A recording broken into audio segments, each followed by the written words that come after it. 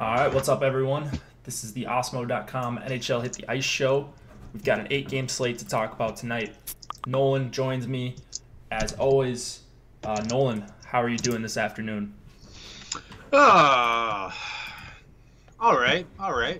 Still reeling over my sneaky Columbus Blue Jackets play last night. That didn't go so well, hey? No, it did not. I don't think a lot really went right last night for me. No, So, you yeah, were on Tampa too, though. yeah, the stack as a whole didn't do that great. Kucherov and Ah, Point kind of lacked, even though Johnson's 2 goals. I Like, missed that. Did they just score two? they scored two. Uh, and Point and Kucherov only had 1 point each, so needed a little bit more out of them. And then the Blackhawks going nuts.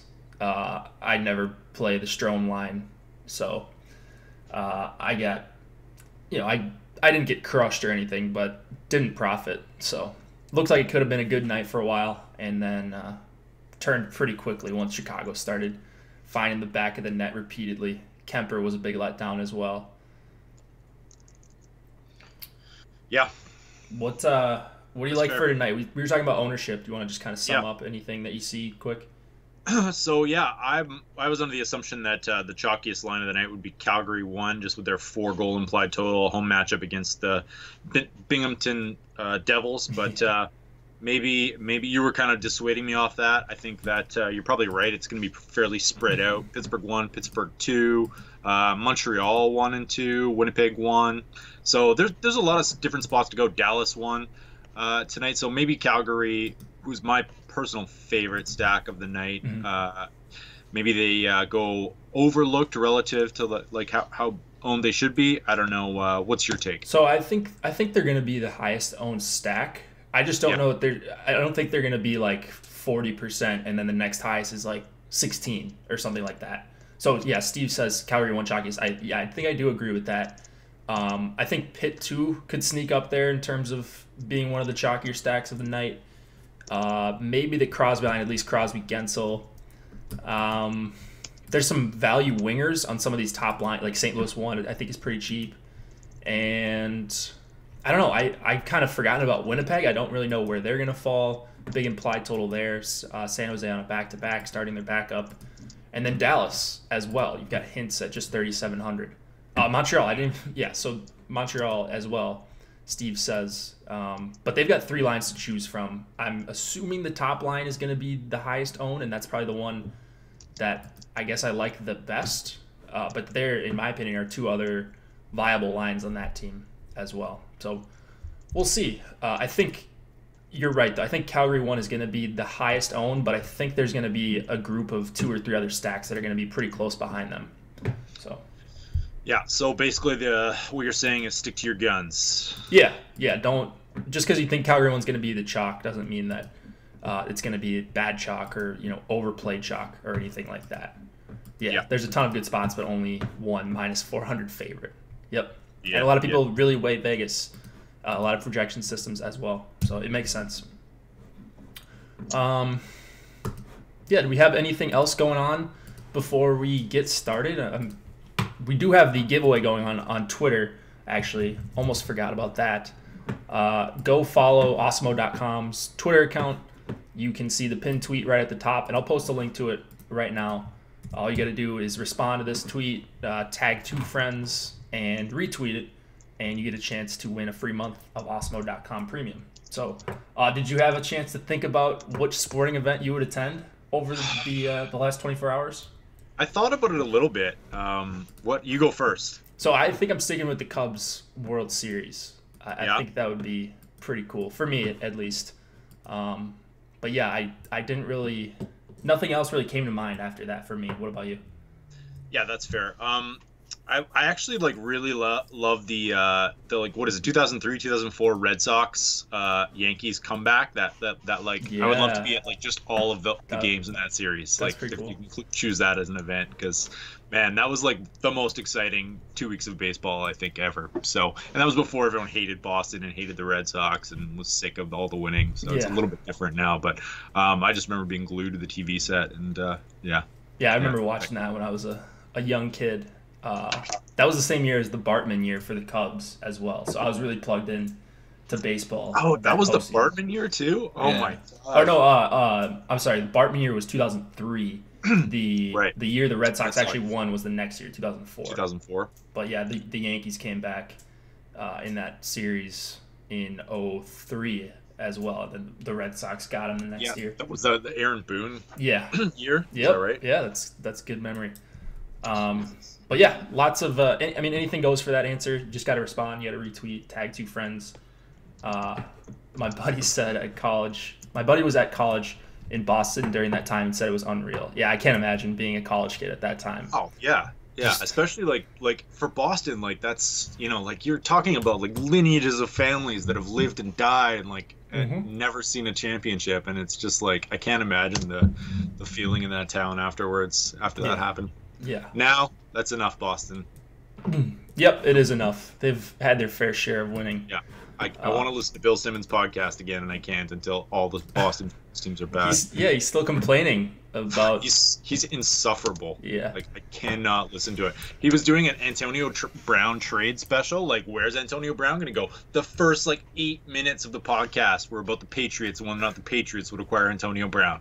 Like that was an actual possibility. Yeah, it blows my mind. That's you get a lot of Patriots talk and Celtics talk on that podcast.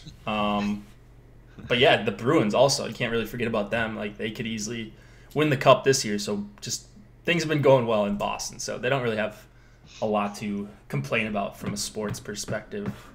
But yeah, let's get started on these 8 games. Go through them pretty quickly. We've got the Stars and the Sabres, 2.9 implied total for Dallas, 2.6 for Buffalo. Ben Bishop and Linus Ullmark getting the start for the Sabres. Do we have any noticeable changes here? Yeah, so Jack Eichel out, 2 games suspension for him. So Casey Middlestat's moving up to the top line. Basically, they're just switching up all their lines, kind of spreading out all the lines, all the talent on all 3. So Rodriguez is centering Sheary, and Alex Nylander, who was a former top 10 pick of the Sabres, hasn't really played all that well in the AHL thus far. So pretty much a downgrade for that line, I think. And then Reinhardt is on the 3rd line with Thompson and Sabaka, so I don't even know what to do with that. And then, Skinner, Middlestat, Pominville. On the other side, it looks like Dickinson is down on the 4th line for Dallas, and Spets is up on the 2nd line. Yeah. And Joel the Hope Esperance is centering that combo. Are you looking at anything here besides Dallas 1? No. Yeah. I'm not really either, so I didn't know if you had something that I was missing. No, I don't like anything on the Buffalo side. Well, how many lineups are you playing first, so people kind of get an idea? 20. Okay, 20. Yeah. I'm playing 50. Okay. And I don't have any Buffalo right now, and I don't think I'm going to get to them. No defenders, no forwards. I don't really like any of these lines. I mean, if I had to pick one, it would probably just be where Skinner's at. But with Pominville and Middlestat, I don't know how much I really want of that. In fact, I don't have any. So I'd probably go to Buffalo too, maybe just because of their price point, but there you go. Gotta stay on brand. Yeah, that is on brand. You're right. Rodriguez and Sheary have been okay in some matchups, but I just don't know that Dallas is that weak.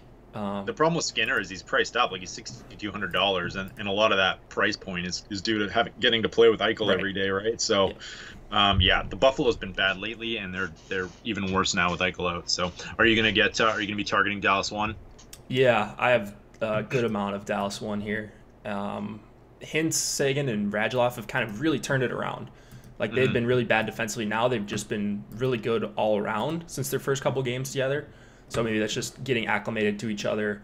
Buffalo just looked atrocious, all the time lately. And Sagan and Radulov priced up. That's not really scaring me. Hintz still priced down. I'm still including Hintz. I know he gets left out sometimes, but he is 3,700, does play in the power play for them. So even if he's not doing the scoring, I think he still can chip in for that price. And there's just nothing worrisome on this Sabres team. So, Dallas 1, one of my favorite stacks of the entire night. What about you? Yeah, that's a great call, and it's going to go very low owned, and now you have the full power play correlation with Hintz, and you have just the sort of history of them sticking together as well. So I definitely like that move. And it's funny, like Hintz is like probably going to be like what, 3% owned? Like he's just going to get 1/4. You think they're going to be low owned? Yeah, I think they're gonna be low owned. Yeah. Oh, I don't. I was under these like they're gonna see double digits. I think easy. Oh wow, Um, no, I don't think so. Well, because Sagan's like both Sagan and Radulov are priced up, right? 73 and $7,500 on DK. So like when you go to like some of these other lines that are much cheaper, like Pittsburgh 1 is comparable price. Winnipeg's cheaper. San Jose 1 cheaper. yeah, Um, interesting. No, San I Jose don't one know. I think is more expensive. Maybe not. San Jose 1. I thought they were. Yeah, you're right. You're right. San Jose 1. They're all kind of in that ballpark, I guess. Okay. Yeah, I mean, But yeah, so maybe you're right. Maybe they will be chalk. I don't know. My no, I don't. perception was like a road matchup in Buffalo. Yeah, They might not, but I think lowish total. They're on the road. I don't know that they're going to be like the high stone stack, but maybe in that next tier behind Pitt 2 and Calgary 1. So what's we the will. chat saying? Uh, some people. It looks like a couple people are agreeing with you that they might be low owned. So if that's the case, then fine. Even RG better. talked down Dallas 1 for what it's worth. Okay. Maybe they have some influence on that as well. I mean, I like Dallas 1, so I'm playing them regardless what their ownership's going to be. I figured it was going to be pretty chalky, so I'm going to be over the field even if they're going to be chalky. If they're not, then I'm going to be 2 or 3 times over the field on them. So I'm pretty comfortable with that. Sagan, Radulov, and Hintz have been much, much better these last few games. So I'm playing a good amount of them. And like I said, not really anything on Buffalo. And I'm not even getting to Klingberg, really. It's probably because of that D value that Alex gives them. I think I agree with that. Yeah, and just like there are just other options on this slate, right? Yeah. Like $6,000 for Klingberg. Give me the extra 200 or 300 to get up to Giordano. All right. Anything else in this game? No, I'm good. All Let's right. get to the marquee matchup Yeah. tonight. Yeah, this should be a good one. I think this got to be a national TV game, right? There's two good in the games. States, at least.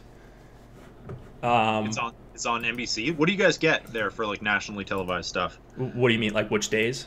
Yeah, or like is there a game a week or? There's usually Tuesday, Thursday, and then Wednesday night rivalry on NBC. Oh, that's all right. And then on That's all right. Sundays, once football season's over, there's usually, or there are a few morning games on Sundays, which I really like. So, Nice. yeah, it's pretty good. I have NHL TV, so I can watch and Watch just whatever. stream to my TV or whatever, watch it on my phone. So it's not a big deal, but I do like the nationally televised games. Who doesn't? Teddy Oh, yeah, Bluger they're always Chalk good. Night. All right, 3.3 implied total for Teddy the Bluger. Caps, 3.4 for the Penguins. Braden Holtby and Matt Murray. Want to talk about Bluger and the other changes here? Yeah, so Bluger on Pittsburgh 2, Jared McCann up on Pittsburgh 1, Dominic Simone on Pittsburgh 3. They split up their power plays, so Gwenzel and Crosby will actually be on the top power play unit, along with, I think, Rasmus Anderson. Is that right? Rasmus Anderson and Schultz and Hornqvist. And You then mean Pettersson? some Malkin. Was that? Pettersson? Sorry.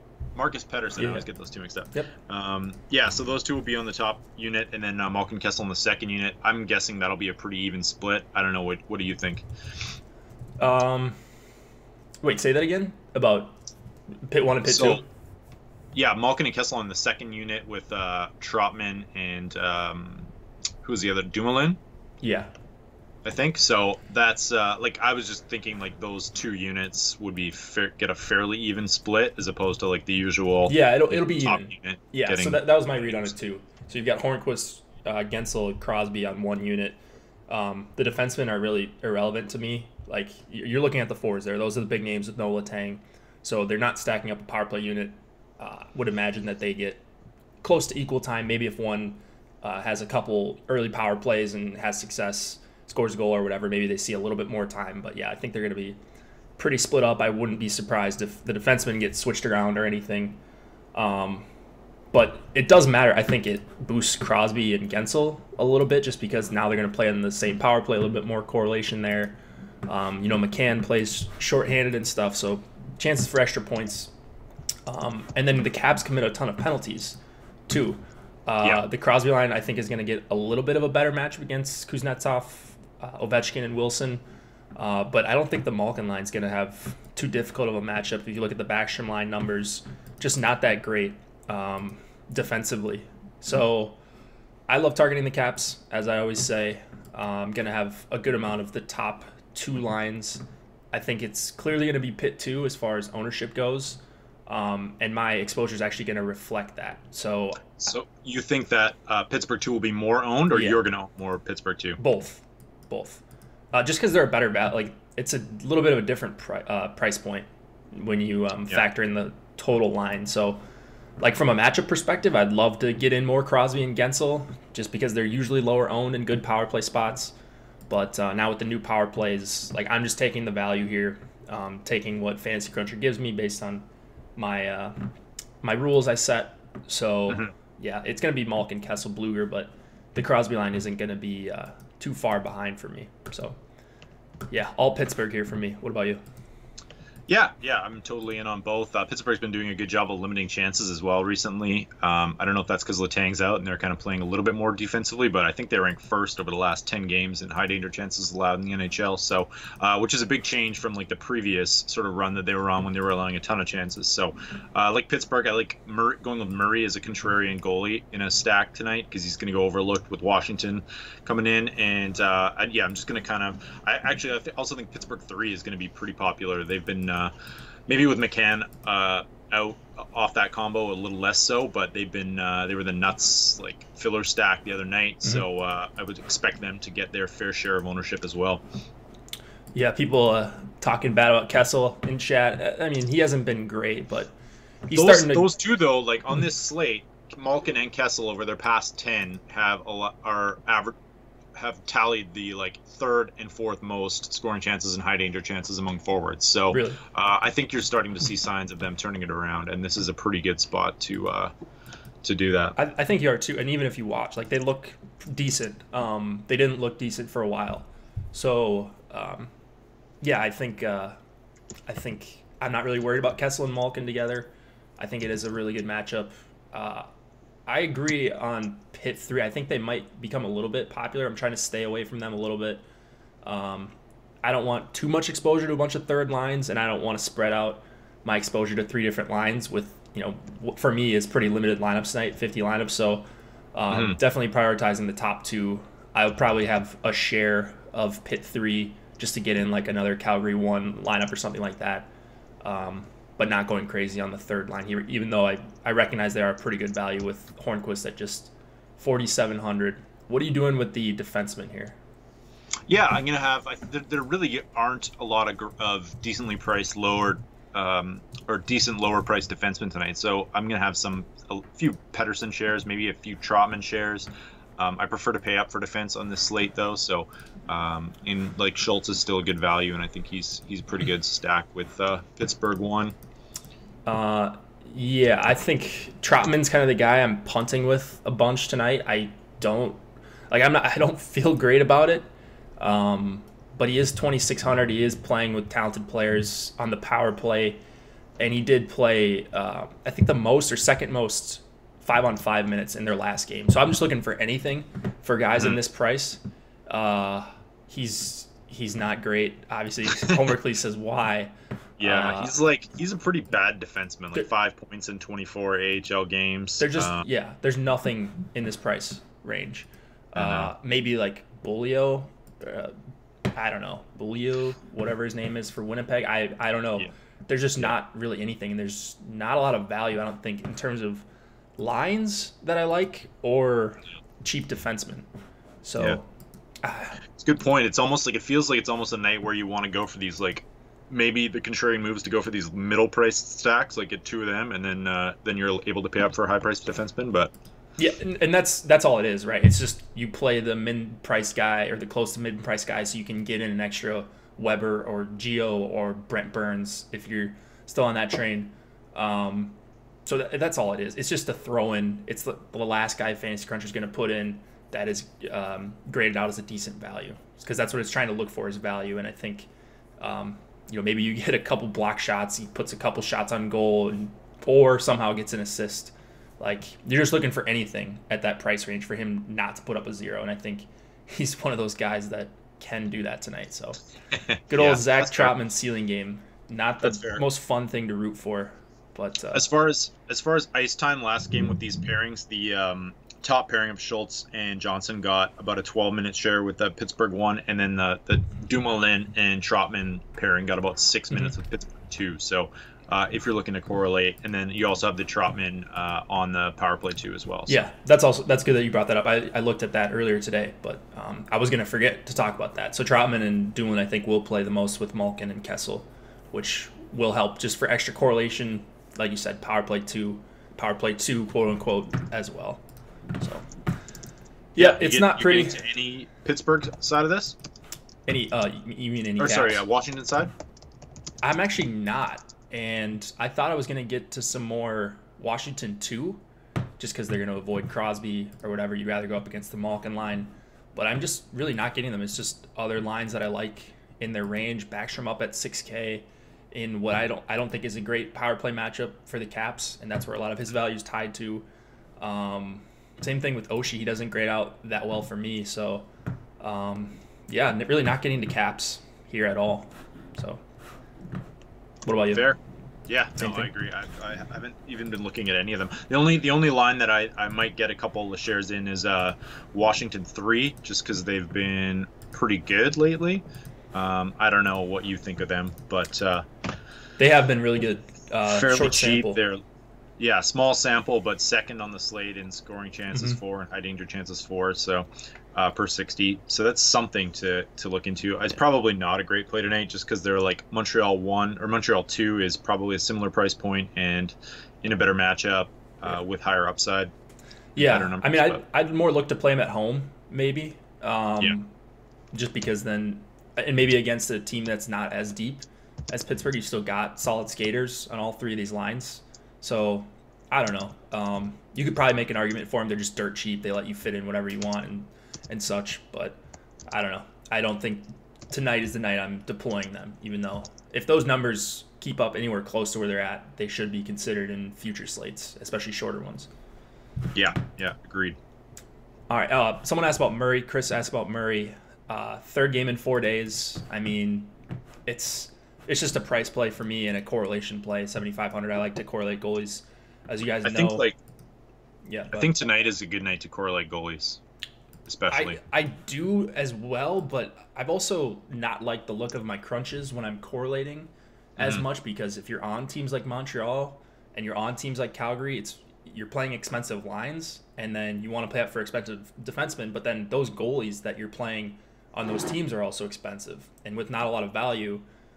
It's a tough call tonight, isn't it? Because basically the top 3 goalies all have really high win probabilities, but all are probably going to face really low shot totals. So you're looking at them all being very safe plays. So my thinking was you could either go for take a risk on a lower price goalie, but if you're choosing between the 3 of them, if you might as well just take the correlation between Rich and whoever your Calgary 1 line is, as opposed to saving $600 on and going down to Binnington. I think so. Yeah, I know it's 3 games in 4 days for Murray, but I still am going there pretty often, actually. So let's go on to the next one. We've got Boston and Columbus, 3 implied total for the Bruins, 3 as well for the Blue Jackets. Tuukka Rask and Bobrovsky, question mark. Anything else of note here? Yes, so it looks like somebody's back for the Bruins. Who's back? Carlo? Not Carlo, right? No, second line. Charlie Coyle. I don't know if he's out or was he on the other line. He was on the third line. Yeah. Third line. Okay, so he's up on the second line with Celeric. And then, Trent Frederic is an emergency call-up today, so I think he's going to play on the third line. Fourth line sticks together. And then on the Blue Jacket side, Boone Jenner is a game-time decision, so make sure you're checking in on that one, because that could totally change all of their lines as usual. Kind of like that as Boston's, has been a little bit porous lately, and whenever that Columbus Anderson Jenner Foligno line is together, they get a huge ice time share. So if he is a game time decision and ends up playing, that's kind of a sneaky move. I think that'll be less than 1% owned. Who's going to be less than 1%? I was reading chat. If Boone Jenner ends up playing. Yeah. Yeah, I don't know. I'm not ending up on much of anything in this game outside of a couple stragglers of this Boston 2 line. I honestly, I don't feel great about it. I just needed anything. Like I said, for value, it's tough to come by, I think, on all levels. So I did get to some Boston 2. It's worrisome that I'm not getting to Boston 1 when I don't think they're going to be that chalky or really chalky at all. So like you get low on Boston 1 here, fully correlated. Columbus lines have been a mess. I think they've kept Columbus 1 together for the most part. So that's good to see if you're considering them. The problem with them, I think, is, even if they don't see a lot of Boston 1, I don't think that Boston 2 is that great of a matchup either. And I think some people will play them.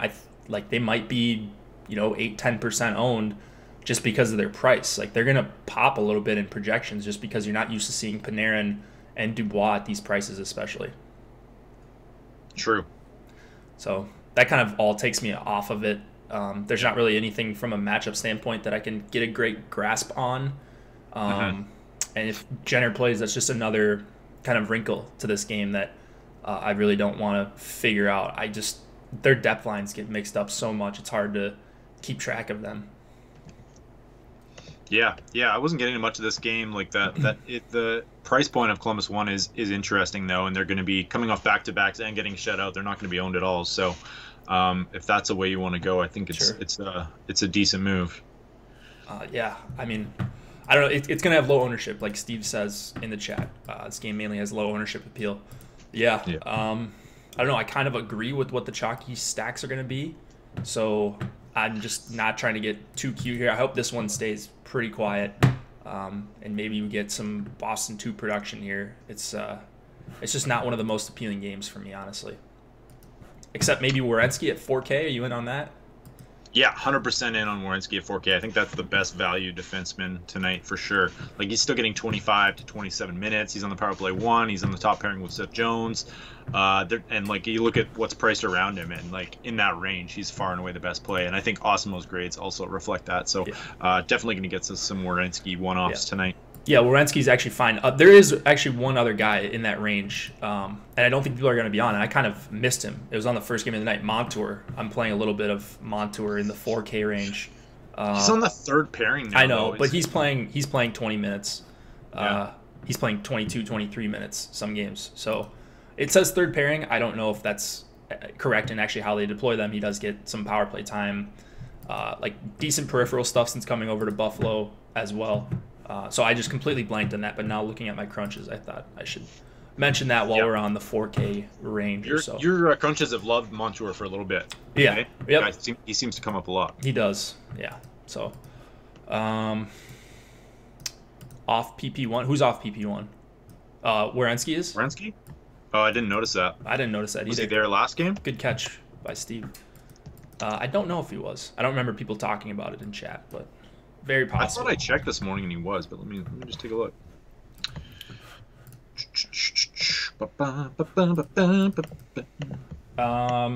Music there. All right, let's move it on to the next one while you're looking that up. Do you have anything else before we get going? No, good catch. You are correct. Werenski was on the second unit. Both units split time though, so probably 50-50. But yeah, it looks like Foligno and Duchesne were on there with Jones. So good catch. I still like him though at that price. Like maybe not as much, but yep. Ray Rock, Petrie, 3,900 on FanDuel. Yep, just we got a pretty good chat going on in here. Everyone's just catching stuff that we're missing. So what else did we miss? No, I mean just in general, people are always catching stuff if we ever miss it. So that's nice. Yeah, helps us, helps you guys. All right.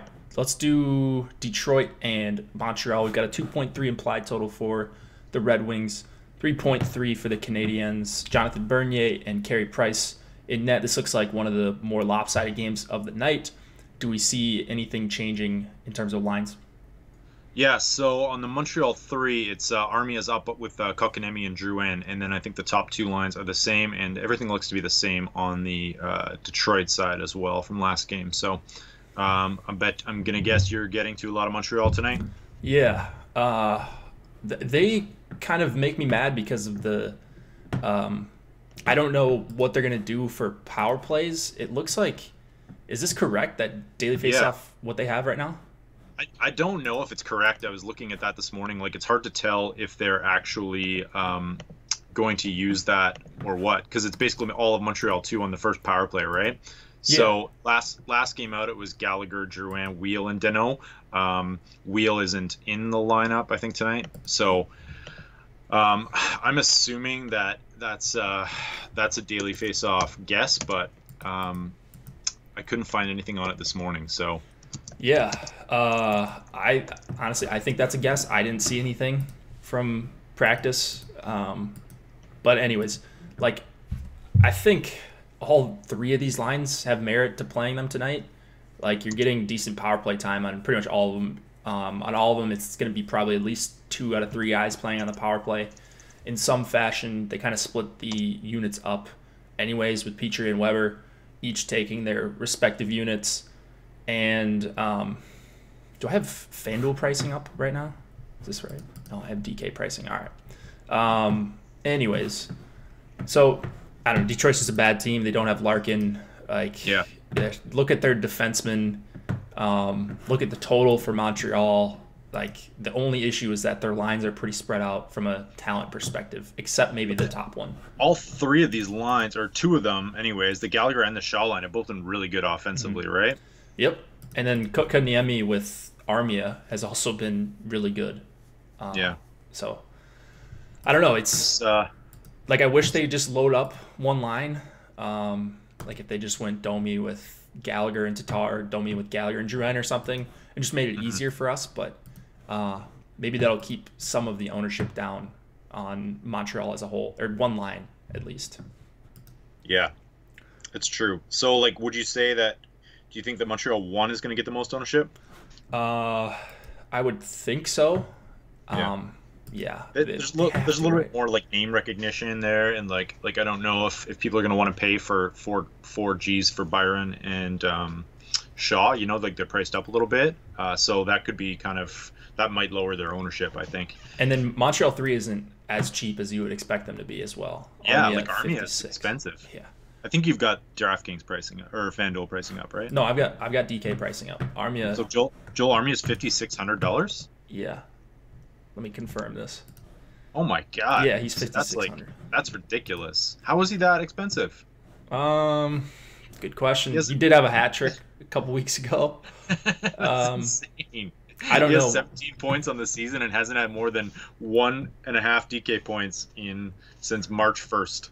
It's weird too. Yeah, maybe they just meant to type the 4 or something. I don't know, because Yeah, his price was at 3,400, 4K, 4K, now 5,600. Yeah. Yeah. So, like, no one's gonna own him, but it's just a terrible play at that price. So I think individually it'd be terrible to play him. Yeah. Like, I don't know. I'm playing some of Montreal 3 though, so I can't say I won't have some $5,600 Armia. I think Kotkaniemi's price is probably a little bit underpriced, and I think Drouin's at an okay price as well. So as a whole, I think it's a fine price for the line if you can get by the $5,600 for Armia. Just going up against Detroit depth, like, which we know is terrible. Any double stacks here for you? Like Josh stacks? Yeah. No, I'm not doing that. 8-2 win last time out. Who? 8-2, 8-1. Didn't Montreal beat Detroit like 8-2 like last game? Against Detroit? Did they? I don't know. Yeah, they beat Detroit 8-1 last time they met. Oh, well, most teams should beat Detroit without Larkin 8-1. That's true. I don't know. I don't think I need to do that tonight. So just going one Montreal line per line up here, and gonna have some Shea Weber, maybe some Petrie, but mostly just Weber here for me. He's shooting a way more than what he was like even a week ago. Earlier on. Yeah. So. Nice, I like it. Yeah, wow, his shooting numbers are nuts lately. 5, 4, 3, 4, 7 shots on goal. Yeah, shooting more than that scrub Brent Burns. So, anything else here? Double A value for Carey Price. You gonna get to some price as well? Yeah, yep. He's gonna be my highest exposed goalie. I know he's chalk. As much shutout potential as anyone or more, and I just don't know how Detroit's gonna score, especially if Deneau is gonna go up against the only line that's worth anything for Detroit. Yeah. So. My sneaky one-off maybe You don't like my sneaky one-off play, Detroit too? I'm not playing it, so I don't know. Maybe with 150 you could get there, or if you like them as a filler, like they're fully correlated, I guess, on that second unit. Yeah, super cheap. It's probably overthinking it. Yeah. No, I mean, don't let me talk you off them. They're dirt cheap. So if you like them, and they're going to go up against Domi and such. You're supposed to talk me off all my terrible low. I mean, at least they're not going to go up against Dano, though. They're not going to go up against Dano. So there's one good thing for them going. Yeah. All right. Anything else here? Are we good? Victor Mete maybe as a cheap one-off. They're not showing him on the power play. I don't know if that's a guess. I never pay attention to this guy. I usually just X him out. He just doesn't do anything. He can get you 3 DK points on occasion. When has he gotten you 3 DK points? I see recently one time. I played him and he got like 3.5 or something. Yeah, I mean, yeah, okay. So he's got a 3.5 in there, LA. 2 assist game. 3.5 against the Rangers. Yeah. I mean, that's more than Trotman has all season. He played 15 minutes last game. What's his name? Mete. So if he's not getting 20 plus, I don't know that you need to play him. All right, let's go to the next one. Arizona and St. Louis, 2.2 implied total for the Coyotes, 3.2 for the Blues. Darcy Kemper and Jordan Binnington in net. Arizona coming off an absolute thrashing by my Blackhawks. What do we see different here? So if you want to take some risks and get Vlad Tarasenko in your lineup at 2,500, go for it. Wow. But he's unlikely to play tonight. Matchbox 20 lead singer Rob Thomas is on the top line with Shin and O'Reilly, of course. So they mixed up the lines a little bit for St. Louis. Schwartz on the second line with Bozak and Maroon, and then Sundqvist, Steen, and Sanford. Chychrun is actually benched tonight for the Coyotes, which is interesting. Connaughton draws in there, so that's another maybe like decent punt play. Connaughton's always got some offensive upside. And I think Arizona back-to-back. So if there are any changes, we won't know until game time. But so I don't know. It's mostly St. Louis for me here. The O'Reilly line just way too cheap. Thomas getting power play time 2,800, playing with O'Reilly and Shen at even strength. It's kind of hard for me to avoid that when I'm playing a bunch of lineups. O'Reilly and Shen just grade out so well, even though there's not a ton of power play upside here. That line as a whole is just way, way, way too cheap in my eyes. And then kind of the second one too, Bozak, Schwartz, and Maroon. I know it's not the most appealing line when you just name those 3 guys, but they also get top power play time, Bozak and Schwartz. And then Maroon is 2,800. So I don't know. It's just, I think, a pretty good even strength matchup for the Bozak line. Probably going to see Galchenyuk and Fisher. Probably going to see maybe some of the Richardson line. I'm not exactly sure. But, give me some St. Louis 1 and 2. And then I'm actually still going to have a couple shares of Arizona 2 here, just for pricing reasons alone. I don't know. I don't really love targeting St. Louis, but I did get to some Arizona 2 just because how many chances they've generated as of late. Mm-hmm. Not last night, though. Yeah, that line's been great, right? So stay away from the Galchenyuk line. They've been terrible, but I don't know what happened. I didn't see anything from that game last night, but it was pretty. It was a trouncing. I was kind of surprised that people were so on Chicago, just given Arizona's. I feel like the perception is that they're a pretty good defensive team these days. But now with Chychrun out, no Stepan, but no Tarasenko. I'm just kind of assuming this is going to be a pretty low scoring game. I like the St. Louis 1 call, and that's about all I'll be going to on this. Yeah, Kemper let up, he let up 5 or 6 before he got pulled yesterday, and now he's getting the start again. Why do you pull guys when you're getting clubbed on the front end of a back-to-back? Why would you do that? Why would you waste 2 goalies? I think the rationale is all right, let's get him out of there, get him fresh, and we'll start him tomorrow. So you're basically only played him 25 minutes, and then you can still use him tomorrow, as opposed to letting him get trounced and then having to play your backup. Just let him get trounced and start fresh with the backup tomorrow. Yeah. Goalies don't like that, though. Remember Patrick Waugh? No, I don't. He's before my time. I don't like that. It's I think just it pisses them off to be left in there sometimes. So goalies are a difficult bunch to. Yeah, for sure. Maybe it's just the mental game. I don't, Yeah. understand not being a hockey player, obviously. But yeah, I don't know. It's mostly St. Louis. Like I said, I'm gonna mix in a couple variations of this Arizona 2 line, and that is all I've got for this game. Do you have anything more? No, I'm good. Not getting much. Bennington, double A grade for Osmo. Yeah, another one. Kemper, So double E grade for Osmo. I mean, 3 goalies grade out really well for Osmo. I think you could probably guess which ones. All going to probably see pretty low shot totals. So it's basically like who's going to get the shutout of these 3. I'm in agreement, I think, with all 3 of his top goalies here. So yeah, riding that goalie chalk. All right, Sharks and the Jets. We've got a 3.3 implied total for the Sharks, 3.4 for the Jets. Should be Aaron Dell going up against Connor Hellebuck. Martin Jones shutout last night in Minnesota, actually, and I would assume it's going to be Dell. Have you heard anything different, or do you see any differences here? No, I haven't seen anything different, and I think both the lineups are the same. We won't know about the Sharks just till pregame skate, but I can't see why they change anything up. Evander Kane's out, Carlson's out, and then for the Jets, it looks like everything is the same as well. So, yeah, interesting game here. Should be another great game. Jets, great home road splits. Sharks on back-to-backs. You were saying you thought Winnipeg 1 was going to be popular tonight. I was kind of... I just didn't know where they fell, because I'm kind of ignoring them to some extent. Yeah. But yeah, I kind of think they'll go under the radar, I think. But so I was sort of viewing them as a pivot off some of the more popular stacks, but yeah, maybe not. They're not going to be in Calgary 1, Pitt 1, or Pitt 2 range, I don't think. It's just kind of, I was wondering to myself, are they going to be 7% or are they going to be 14%? Because I think that's obviously a pretty big difference in terms of where I want to be at them on the field. I also don't think it's a great matchup for them. They got absolutely clubbed. Speaking of getting clubbed, they got clubbed by Nashville 1 in in their last home game.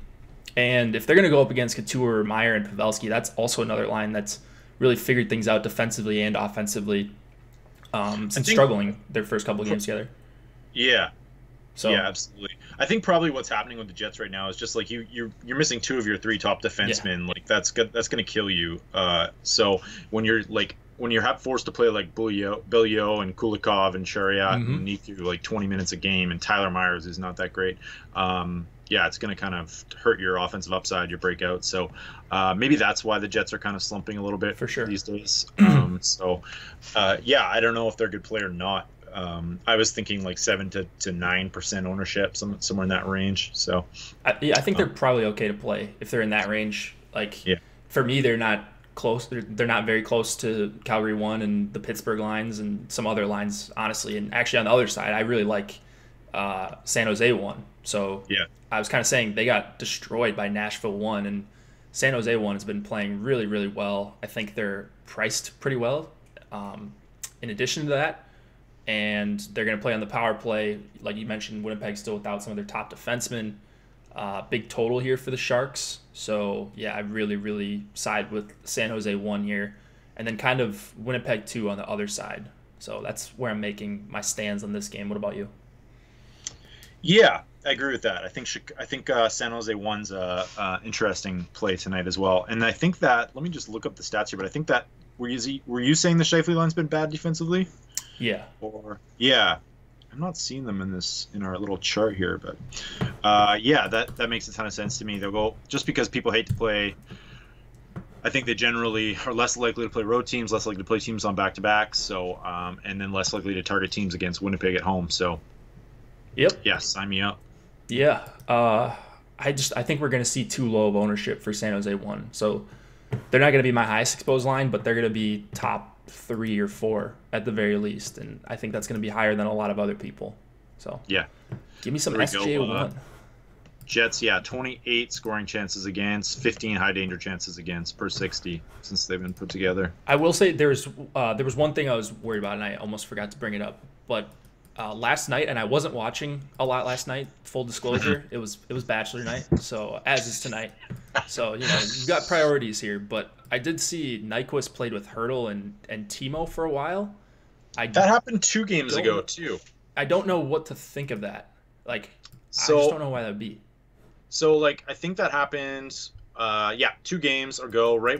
There was like a showdown slate with them on the weekend, I think, and Nyquist played like I don't know if it was the third period or what, but he did that, and then they went right back to the same lines again. So my assumption would be that they would just do that again, but maybe there's a chance they put him on there for a small amount of time. I don't know why, but having been burned by trying to be sneaky and putting Nyquist on there during that 2-goal Meyer performance, I think you just stick with the lines as they are. Yeah. So for now, I think I'm just sticking with what the lines are, but I wouldn't be shocked if we see something weird.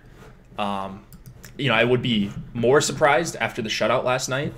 But like, don't be surprised if you see Nyquist randomly take Timo randomly take a shift with Hurdle and Nyquist. Same thing with Pavelski. So just don't tilt too much if you're watching that game, I guess is kind of the moral of the story there. So I'm not going to be watching that much. But anyways, what are you doing with Burns here?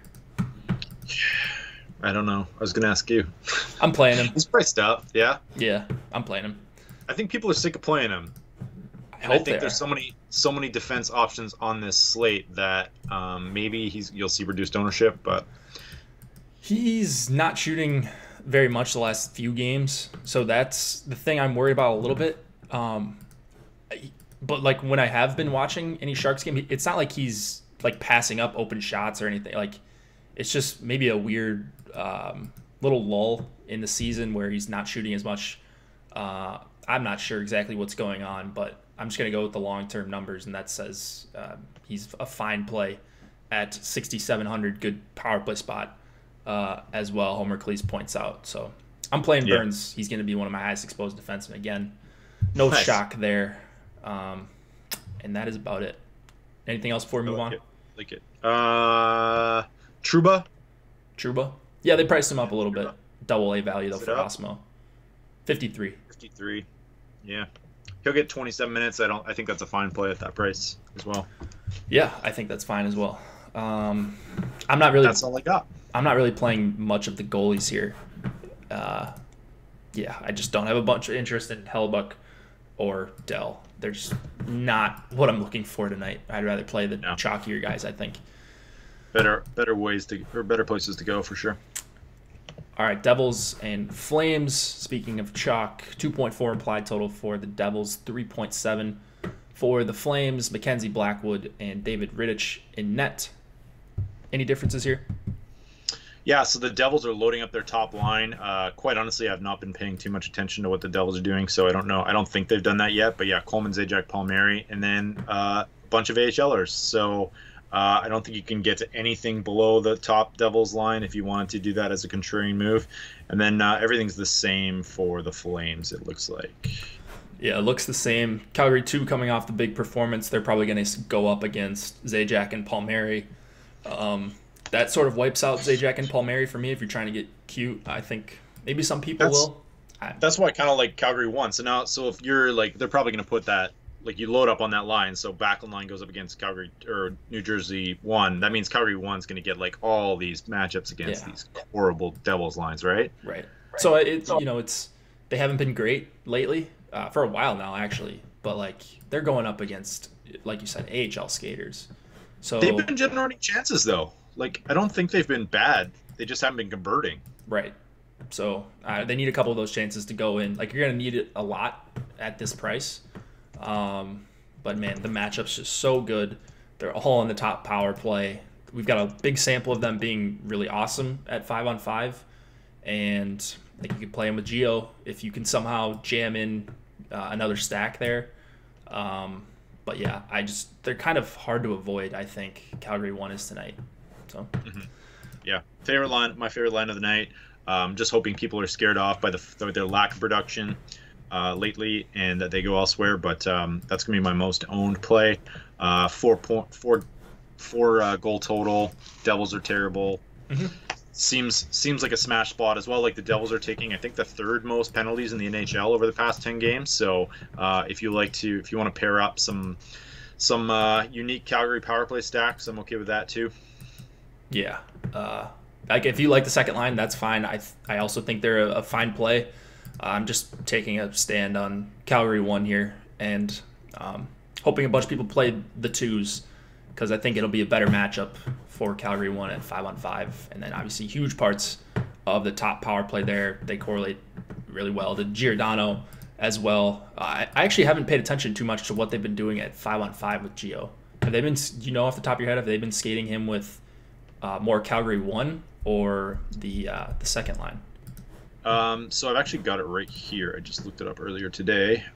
So they have been in their last game, anyways. It was Giordano with the top line. They got about a 10-minute. Him and Brody got a 10-minute share. So that was a home game that's too. pretty par for the course, but like it's not as high as it was earlier on in the season. So that was a home game against the Knights. Yeah.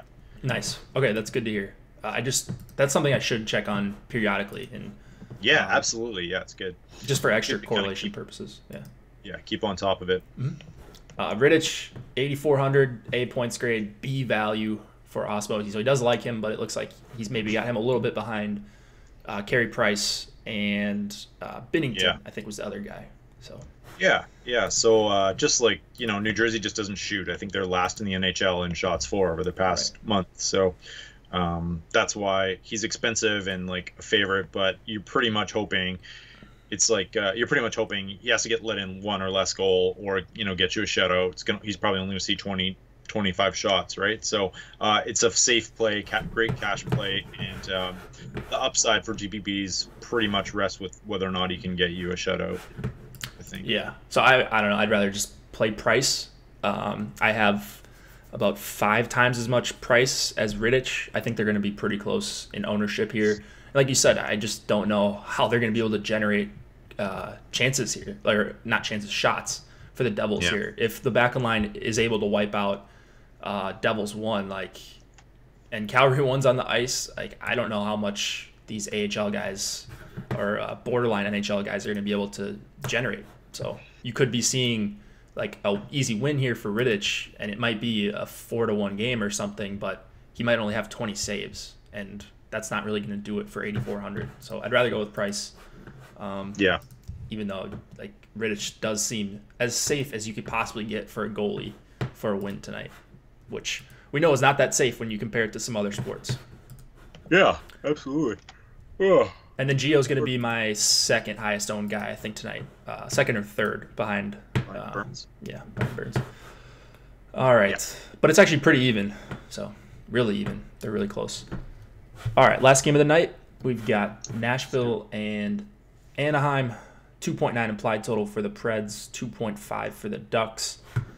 Should be Rene and Gibson. Neither guy officially confirmed yet. I saw one of the beats that said Gibson's going to start tonight, so expect Gibson to start. What about line changes here? Yeah, so we've got Arvidsson is probably going to miss tonight. New lines for the Predators. I think it's official, I guess, with Arvidsson. I was kind of hoping it might be a game time decision, and then you could sort of sneak him in the last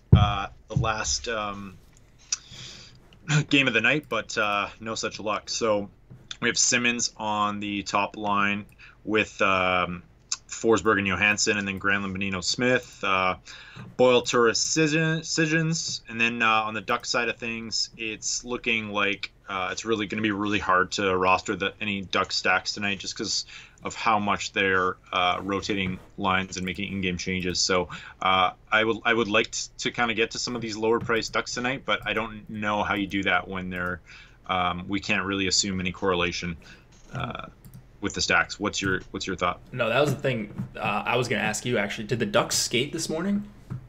I assume so, yeah. I think they did. I don't think anybody tweeted anything out. Yeah, so we got Eric Stevens is the Iceman comment. He's usually the guy, but they're not the most reliable beat writers in the world. So it's also possible they just don't even show up to these things. I think they're such a low priority. Elliot, I'll check on Elliot Tiford as well, who's the other beat writer, but generally speaking, they don't.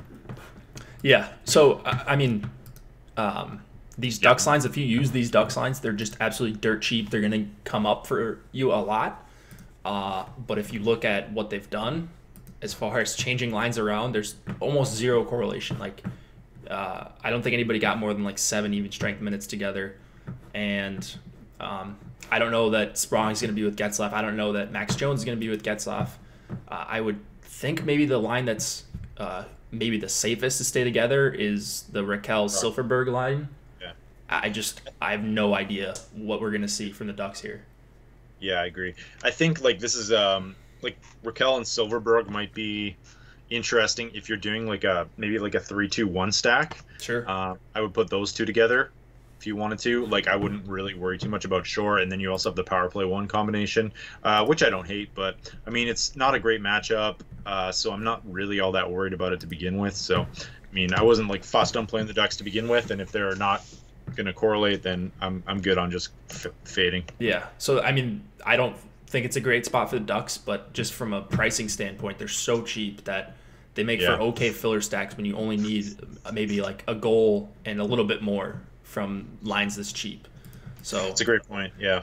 Like I've been looking for anything as far as filler stacks I'm somewhat comfortable playing tonight, and it's really tough. That's why I'm playing a bunch of Zach Trotman and Marcus Pettersson and guys like that who aren't very good, but you have to fit under the salary cap somehow. And I want it to be with some cheaper stacks I feel okay about. It's really tough for me to get to the Ducks. The Preds side, I think, is more interesting here. Did you mention Arvidsson? I think you did, right? Yeah. Okay, so they were asking in chat just where we heard from it. Big Timer posted in chat. The source, one of the Preds beat writers, said he was skating with the 5th line, which is the scratches usually are the guys that can't play. I think he's not going to play tonight. Yeah. So I don't think Arvidsson's going to play. I don't have him in or anything. So I just have the lines as like that's a great like I was thinking about ways to just kind of get him in if you do want to take that risk, and maybe he's like a late ad. Like we've seen that happen before. I think was it Forsberg or somebody like ended up playing as a late ad a couple weeks ago, or maybe it's a month now. I think it's the flu that's running through that dressing room. So generally like probably 98% that he's out. But if you wanted to like leave a Nashville 1 line or something and then switch and correlate with Yossi, you could have that switching option, and then you could have like probably 1 out of like 8 lineups in the entire contest would have that. But it's a bit risky considering he just has he's just like 98% not going to play. Yeah, so I'm just treating it like we're seeing the lines, or like we'll see the lines that we see right here on your screen. So, and also one of the beat writers after Nashville practice said that Wayne Simmons is going to get a chance on the top line. So that basically confirmed that there's going to be no Arvidsson. I kind of like the second line a little bit as a filler. Bonino, Smith, and Granlund. The power play correlation is tough, and the Ducks have looked better. So there's reasons not to play Nashville here. They haven't looked great either. But I am taking some shots on both the Nashville second line and then a couple shares of this top line, just because Simmons makes them so cheap. I think Johansson's price is fine, and then Forsberg, huge upside really, no matter who he's up against. Like just so talented that you can see Nashville breaking the slate here. I don't think a bunch of people are going to be on them with the new lines, no Arvidsson, and the low total and being on the road. So I'm definitely on Nashville tonight. What about you? Yeah, I don't know. I was just kind of not getting to much. I don't think they've been great. Like blender line, Simmons isn't that great. I'd just rather go elsewhere tonight. So I'm and then you got to go up against Gibson as well. So I'm not getting much Nashville, to be honest. I mean, that's understandable. There are certainly other places to go. But yeah, I'm actually pretty heavy on them as a team. Their top 2 lines. Not super heavy on Yossi, actually. That top line is pretty darn cheap too. Like with Simmons on there for sure. Yeah. Lone Wolf. I'm still not over Buffalo 1 Woting versus Chicago a few slates ago, right? That was quite the letdown. We've had a few big ones like that lately. Preds PP is pretty terrible too. Yep, all good points here. So I don't know, just kind of taking a chance here on the Preds. I think at somewhat low ownership, especially stacks wise. I like that call for sure. Like you're gonna get no ownership on it for sure. Yeah. So. Yep. All right, cool. Guys, check out the Osmo.com Twitter account. You'll want to get in on the giveaway we're doing. It's free to enter. All you got to do is follow the account, retweet this tweet that I'm going to post in chat, and then tag 2 friends. And Of course, respond to the tweet. Super easy to do. You can win a free month of Awesemo.com Premium. Any last words to kind of wrap up the slate here, Nolan? No, I got nothing. Just listen to Jake. Don't listen to me. No. Listen to Nolan. He's got all the good info. Nashville never breaks the slate. Not until tonight. Just wait till tonight. Don't sit on those winnings early. Good luck tonight, guys. Please give us a like if you did enjoy this. Happy Bachelor finale for the few of you that are watching. Then you get to finish that out, and then you get to watch some Preds break the slate. It's a pretty good night, at least setting up to be a pretty good night if all goes as planned. So good luck tonight, guys. It'll just be me tomorrow, short slate, and we'll talk just general strategy and look at what some of the top pros did last night. Hopefully review some big lineups from Nolan and I tonight. And yeah, should be a good one.